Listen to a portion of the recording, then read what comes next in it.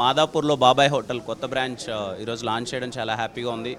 బాబాయ్ హోటల్ అని అనగానే మనకు బాగా గుర్తొచ్చేది ఇడ్లీ కానీ అన్ని టిఫిన్స్ అన్నీ చాలా బాగుంటాయి. నేను చాలాసార్లు టేస్ట్ చేశాను. అండ్ ఈరోజు ఇక్కడ ఈ బ్రాంచ్ లాంచ్ చేయడం హ్యాపీగా ఉంది. మీరు కూడా విజిట్ చేయండి.